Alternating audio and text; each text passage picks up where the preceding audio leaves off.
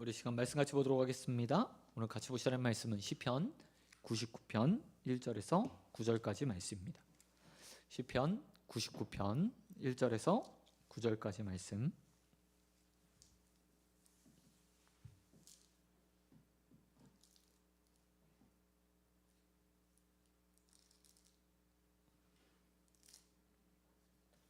다 찾으신 줄 알고 한 절씩 교독하겠습니다. 여호와께서 다스리시니 만민이 떨 것이요 여호와께서 그룹 사이에 좌정하시니 땅이 흔들릴 것이로다. 시온에 계시는 여호와는 위대하시고 모든 민족보다 높으시도다. 주의 크고 두려운 이름을 찬송할지니 그는 거룩하심이로다. 능력 있는 왕은 정의를 사랑하느니라. 주께서 공의를 견고하게 세우시고 주께서 야곱에게 정의와 공의를 행하시나이다. 너희는 여호와 우리 하나님을 높여 그의 발등상 앞에서 경배할지어다. 그는 거룩하시도다. 그의 제사장들 중에는 모세와 아론이 있고 그의 이름을 부르는 자들 중에는 사무엘이 있도다. 그들이 여호와께 간구함에 응답하셨도다. 여호와께서 구름 기둥 가운데서 그들에게 말씀하시니 그들은 그가 그들에게 주신 증거와 율례를 지켰도다. 여호와 우리 하나님이여, 주께서는 그들에게 응답하셨고 그들의 행한 대로 갚기는 하셨으나 그들을 용서하신 하나님이시니이다. 같이 읽겠습니다. 너희는 여호와 우리 하나님을 높이고 그 산에서 예배할지어다. 여호와 우리 하나님은 거룩하심이로다. 아멘. 아멘. 오늘 말씀 가지고 행위대로 갚으시는 하나님, 행위대로 갚으시는 하나님이란 제목으로 말씀 같이 나누도록 하겠습니다.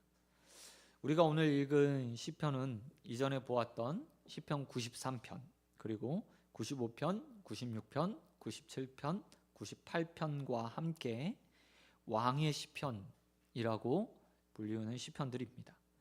93편, 그리고 94편을 제외하고 95편부터 99편까지, 그러니까 6편이 총 왕의 시편이라는 제목 안에서 분류되는 시편입니다. 이 시편들의 특징은 하나님이 온 세상을 다스리시는 주관자라는 것을 찬양하고 경배하고 높여드리는 목적을 가지고 있습니다. 이 왕의 시편은 다윗의 찬양을 기초로 하고 있고요. 그리고 이 왕의 시편은 특별한 때 쓰여졌는데 바로 바벨론 포로기 이후에 기록된 시편들로 알려져 있습니다.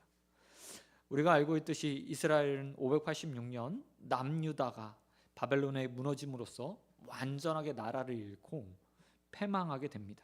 그리고 바벨론에 이어 나타났던 페르시아 왕 고레스에 의해서 귀한 명령이 내려지기까지 70년간 포로 생활을 하게 되는 것을 볼 수 있습니다.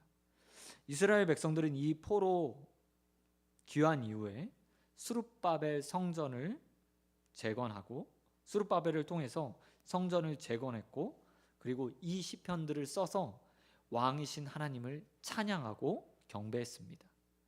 그래서 이들은 이 시편을 통해서 자신을 멸망시킨 바벨론, 그리고 느부갓네살 왕이나 자신을 귀환시킨 페르시아 고레스보다 하나님이 크시다 라고 찬양하는 시편들, 이것이 바로 시편 93편 그리고 95편에서 99편까지 왕의 시편의 내용의 주된 고백이라고 말할 수 있습니다. 사실 그들이 이스라엘로 돌아왔을 때 그들은 아직 페르시아의 속국이었습니다. 제국의 변방으로 분류되는 하나의 그냥 통치받는 속국에 지나지 않았습니다. 그럼에도 불구하고 그들은 그곳에 돌아와서 가나안 땅으로 돌아와서 예루살렘으로 돌아와서 스룹바벨과 함께 성전을 재건한 이후에 하나님이 우리의 왕입니다 라고 고백하며 하나님이 온 세상에 어떤 왕과 비교할 수 없는 왕이라고 고백하고 찬양했습니다. 이 이유는 무엇입니까? 그것은 남유다 패망 이전에 이스라엘 백성들이 행했던, 선지자를 통해서 끊임없이 하나님께서 말씀을 주시고 너희가 멸망당할 것이다, 너희가 나를 왕으로 섬기지 않았기 때문에 멸망당할 것이다 라고 말했던 그 말씀이 응했기 때문이었고, 뿐만 아니라 이사야를 통해서 주셨던 70년 포로 생활을 마치고 반드시 하나님께서 너희를 다시 돌아오게 할 거라는 말씀이 응해지는 것을 보았기 때문입니다.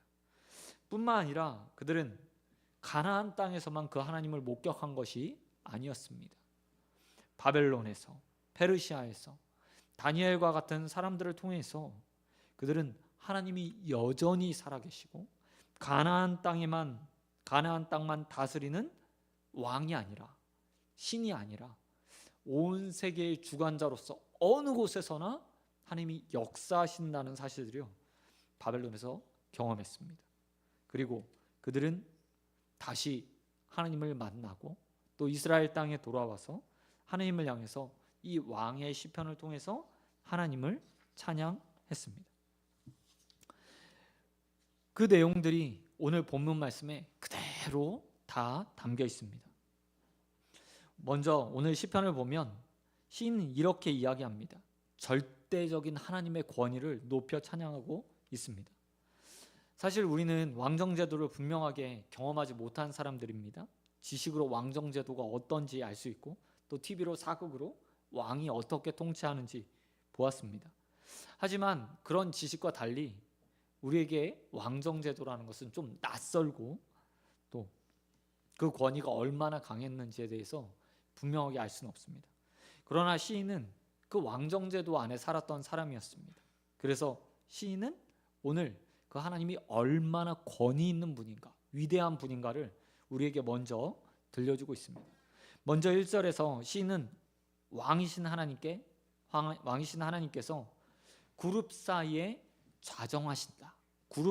좌정하신다라고 말하고 있습니다.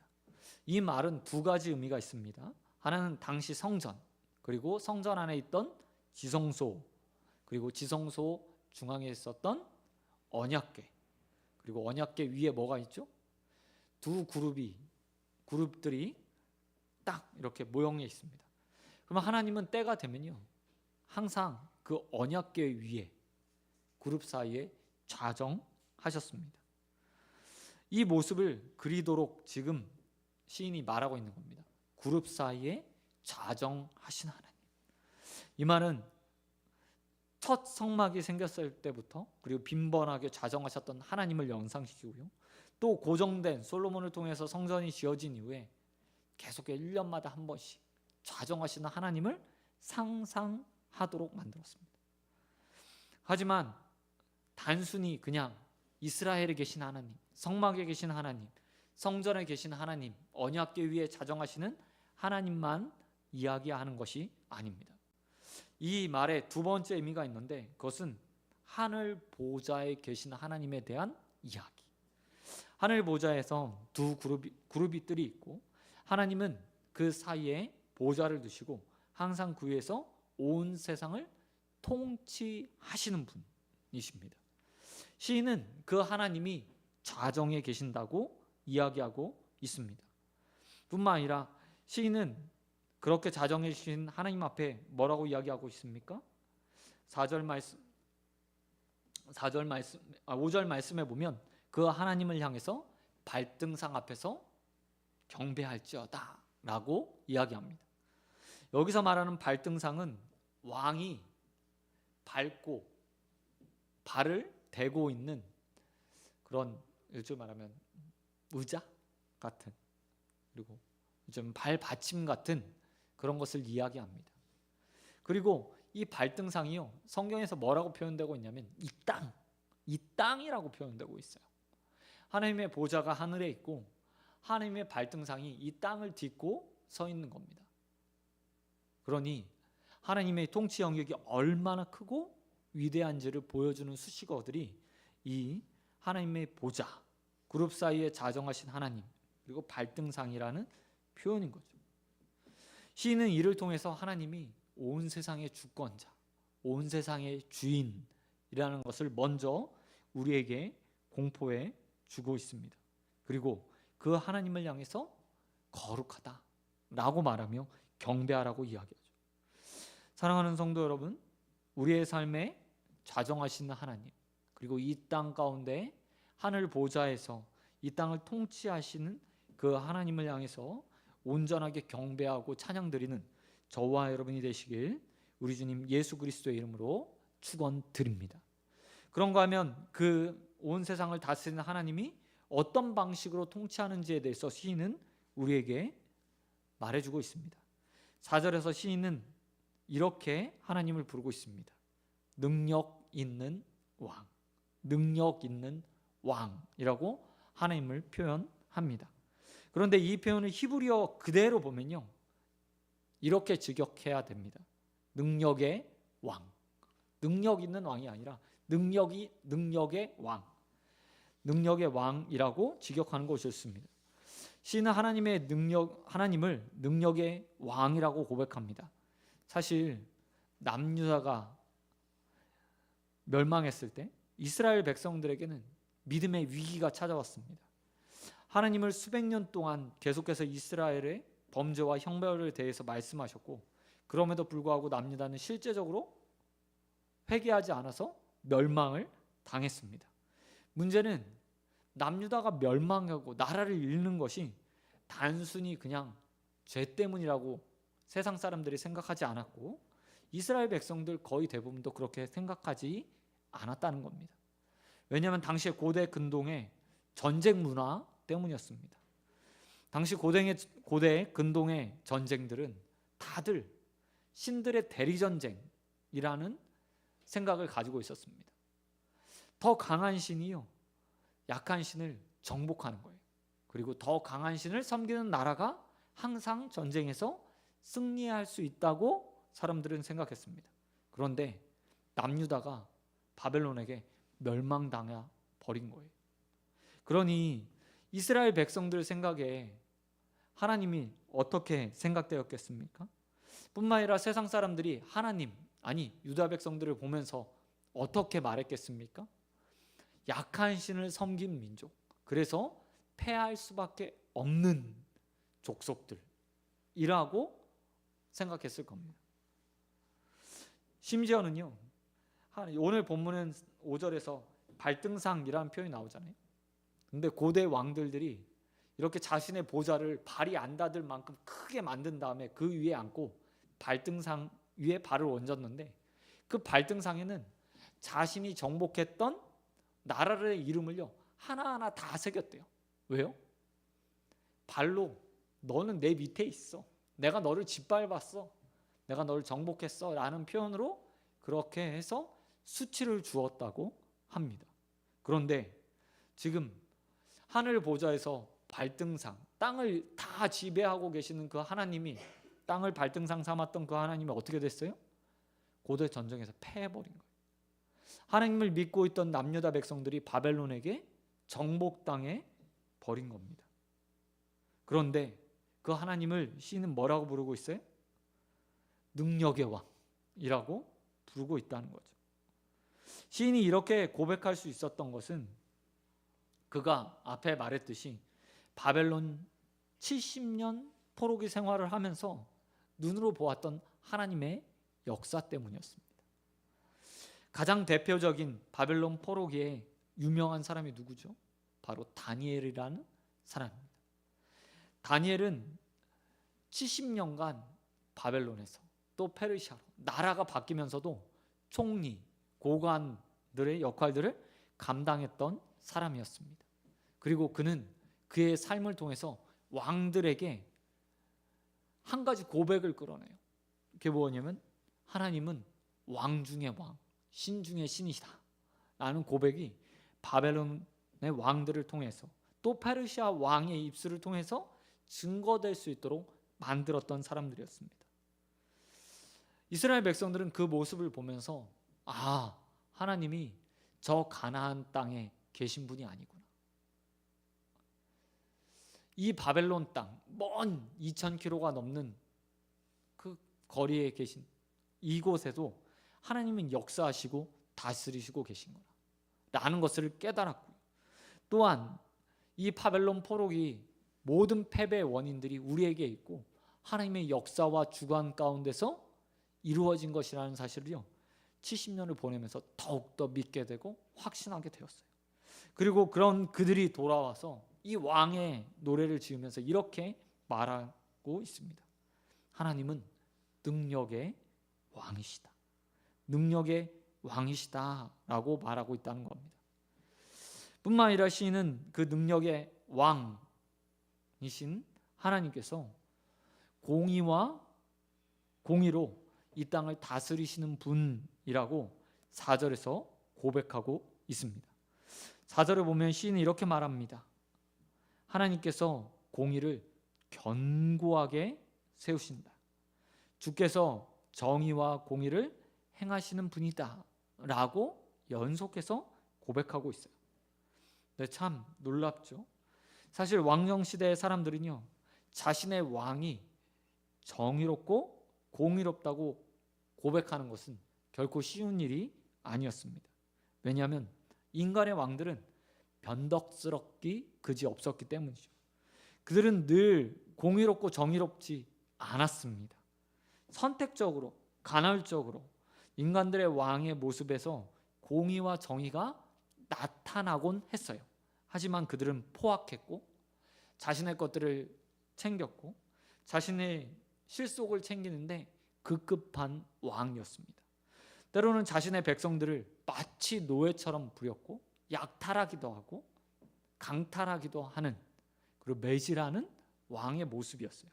그런데 오늘 시인은 능력의 왕이신 하나님이 어떤 분이라고 고백하고 있습니까? 공의롭고 정의로우신 분, 공의를 견고하게 세우신 분이라고 이야기하고 있죠. 뿐만 아니라 이와 같은 표현을 8절에서 시는 다르게 말하고 있습니다. 뭐라고 얘기하고 있냐면 이렇게 말해요.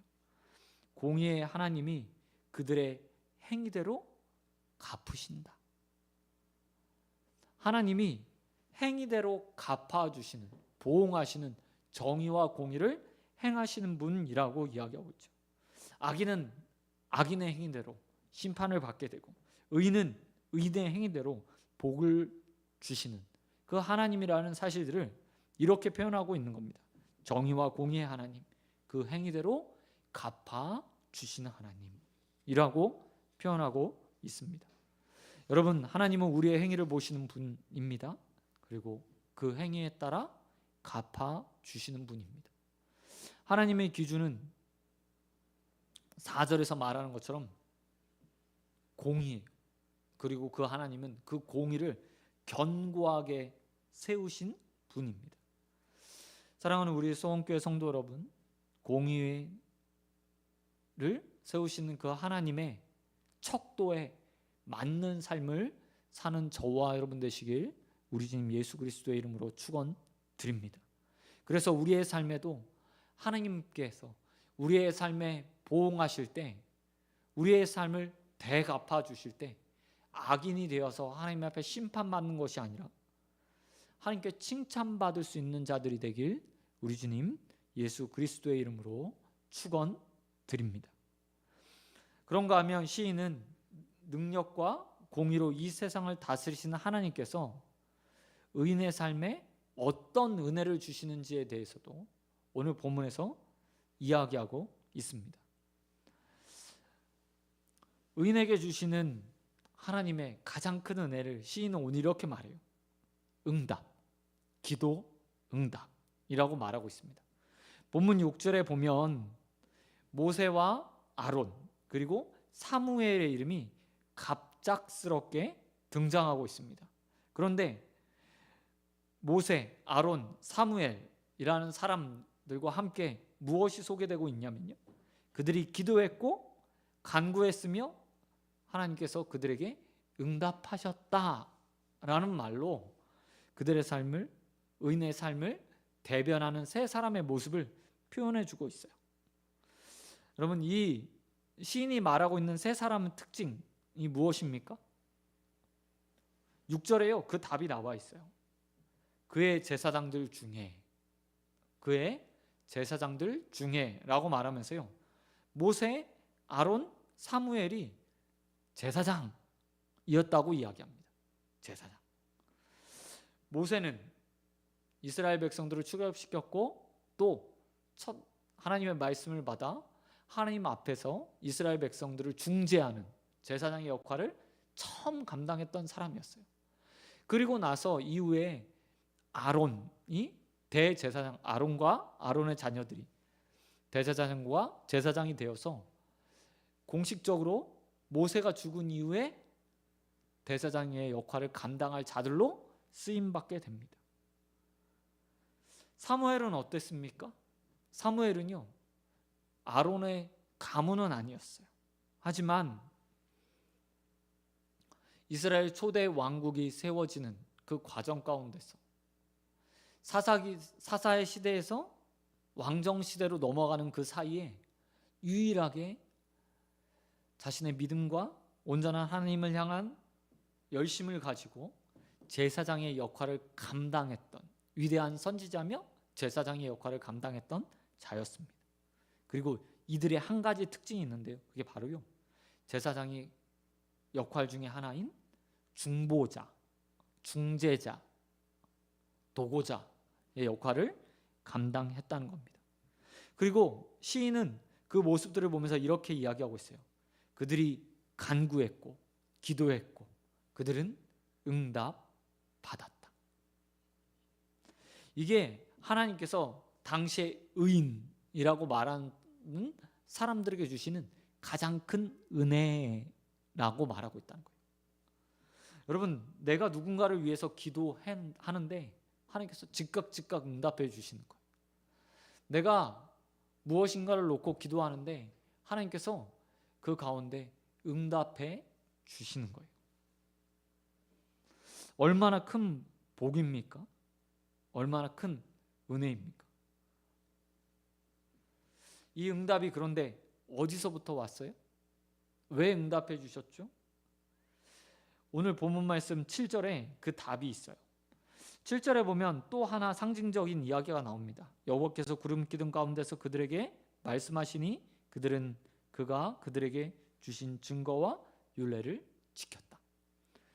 구름 기둥, 불 기둥 하면 가장 먼저 생각하는 것이요, 바로 하나님의 임재예요.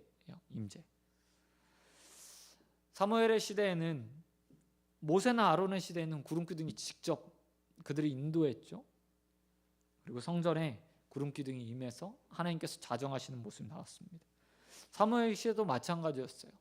이 구름을 히브리어로 샤칸이라고 합니다. 하나님의 임재의 구름, 셰키나, 영어에서는 셰키나라고 하고 원래의 히브리어는 샤칸이라는 거예요. 하나님의 임재의 구름이요. 근데 임재의 구름이 이야기될 때 한 가지 더 따라붙는 말이 있습니다. 그게 뭐냐면 바로 말씀하셨다는 거예요. 오늘 본문에선 그 이야기를 들려주고 있어요. 모세나 아론이나 사무엘의 가장 큰 특징이 있었다. 그들은 기도하며 응답받는 사람이었다. 왜냐하면 그들이 하나님의 임재의 구름 가운데서 하나님의 말씀이 들려질 때 뭐 했던 사람이요? 그 증거를, 그 율례와 율법을 지키는 사람이었기 때문에 응답받을 수 있었다라고 이야기한다는 거죠. 특별히 7절에서 시인이 말하고 있는 하나님께서 구름 기둥 가운데서 그들에게 말씀하시니 라고 이야기하는데요. 이 말씀하시니 라는 단어를 보니까 과거 완료나 현재 완료형이 아니에요. 뭐냐면 과거에 모세에게 말씀하셨어, 아론에게 말씀하셨어, 사무엘에게 말씀하셨어, 그리고 그들이 그걸 지켰어 라고 말하는 게 아니라, 참 재밌게도 히브리어를 보니까 미완료형이에요. 미완료. 뭐냐면 말씀이 계속해서 들려지고 있는 상태. 다시 말해서 모세에게도 말씀하셨고 아론에게도 말씀하셨고 사무에게로 말씀하셨던 그 하나님이 지금도 임재의 구름 가운데서 우리에게 우리에게 말씀하고 계신다라는 미완료형을 쓰고 있다는 거죠. 그러면서 이렇게 말하고 있는 겁니다. 하나님이 계속해서 말씀하셔. 그리고 그 말씀을 지키는 자, 모세처럼 아론처럼 또한 사무엘처럼 지키는 자에게 하나님께서 응답해 주실 거야 라고 말하고 싶어 한다는 거예요. 저는 이 모습을 보면서 왜 우리가 응답받지 못할까? 우리의 응답은 왜 더딜까? 라는 생각들을 좀 해보게 되었습니다. 그리고 스스로의 삶을 돌아보게 되었죠. 시인은 이렇게 말하고 있어요. 위대한 제사장, 중보자, 도고자, 모세, 아론, 사무엘 쉼없이 하나님의 말씀에 순종했던 사람들. 그래서 그들이 그들의 직분, 제사장으로서 누군가를 위해서 기도해주고 응답을 받는 일을 할 수 있었다라고 말하고 있는 거죠. 그렇기 때문에 우리도 우리의 삶을 좀 돌아봐야 될 것 같아요. 우리 금요일날 와서 하는 목적, 기도회, 잠깐 기도하는 그 시간, 하나님 앞에 나와서 기도하는 이유가 무엇입니까? 바로 응답받기 위해서죠. 응답. 그런데 쉽사리 응답이 안 돼요. 왜일까요? 어쩌면 여기에 오늘 본문에 답이 있는 것 같아요. 아무리 누군가를 위해서 간구하고 중보하고 내 것이 아니라, 내 필요가 아니라 누군가를 위해서 기도하는데도 응답이 되지 않는 이유는 뭘까? 그것은 우리의 삶에 하나님 말씀에, 율례에, 들려지는 말씀에 대한 순종, 지키고자 하는 마음, 아니 지키는 열심들이 부족하기 때문 아닌가 라는 생각을 해보게 되었습니다. 사랑하는 성도 여러분, 행위대로 갚아주시는 하나님께서 우리의 삶에 행위대로 갚아주십니다. 언제 그 은혜들이 우리에게 부어집니까? 갚아주심이 있습니까? 오늘 시인이 우리에게 이렇게 말하고 있어요. 하나님 말씀대로 지켜 행할 때, 들려지는 말씀이, 그리고 증거가, 율례가 우리의 삶에서 지켜질 때 하나님의 응답이 너희에게 있다라고 말씀하고 계신다는 겁니다. 저와 여러분이 모세처럼, 아론처럼, 이 시대의 사무엘처럼 쓰임받는 자들이 되길 소원드립니다. 기도로 쓰임받기를 원합니다. 누군가를 위해서 기도할 때 응답받 자들이 되길 원합니다. 그러기 위해서 먼저 우리의 삶을 돌아보게 되길 주님의 이름으로 축원드립니다. 말씀 맺도록 하겠습니다. 여러분, 오늘 시인은 우리에게 하나님은 능력의 왕이라고 이야기합니다.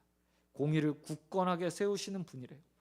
그 공의를 가지고 또한 되갚아 주시는 분, 행위대로 갚아 주시는 하나님이라고 말씀하고 있습니다. 우리의 삶에 하나님의 어떤 배갚음이 있죠. 저와 여러분, 모세처럼, 아론처럼, 또 사무엘처럼 응답의 은혜들을 누리고 대갚음을 받는 자들이 되길 소원드립니다. 하나님은 능력이 많으신 분입니다. 공의가 많으신 분입니다. 그렇기 때문에 결코 허투루 주시는 분도 아니고 악한 자들에게 좋은 것 허락해 주시는 분도 아닙니다. 그 하나님은 우리의 삶에 순종이 있을 때 응답을 주시는 분입니다. 신이 그렇게 말하고 있어요. 안타깝게도 이 말씀만 들으면 우리는 기도할 수 없는 자들이죠. 그런데 시인이 우리에게 이렇게 말하고 있어요. 기도하기 힘든 우리에게, 응답받을 수 없는 우리에게 8절에서 이렇게 말합니다. 여호와 우리의 하나님이여, 주께서 그들에게 응답하셨고 그들의 행위대로 갚으셨으나.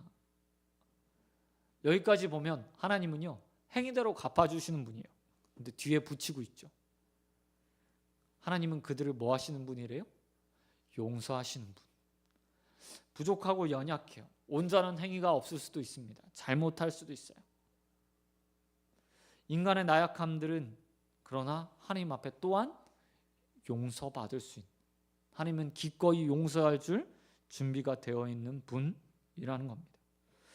우리의 모습만 보면 우리는 모세도 아니고 아론도 아니고 또한 사무엘도 아닙니다. 하나님 말씀과 증거가 들려지고 있음에도 불구하고 우리는 지키지 않는 사람이에요. 그래서 우리는 응답받을 수 없는 게 맞죠.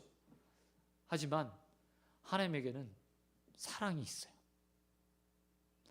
회개하고 간구하는 자에게 하나님은 언제나 용서해 주실 마음이 있고 그 용서 이후에는 또한 응답도 따라오게 되어 있습니다. 저는 비록 우리 부족합니다. 오늘 말씀에 비추어 보면 행위대로 우리가 받아야 될 것은 하나님의 징벌이나 형벌일지 모르겠어요. 그러나 회개로 나아가는 자들에게 하나님께서 반드시 은혜 베풀어 주실 것을 믿습니다. 비록 부족하지만 오늘 하나님 앞에 간구함으로 또 하나님의 은혜를 구하고 또 그 가운데 하나님의 응답을 누리는 저와 여러분 되시길 우리 주님 예수 그리스도의 이름으로 축원드립니다. 아멘. 우리 이 시간 찬양하고 함께 기도하도록 하겠습니다.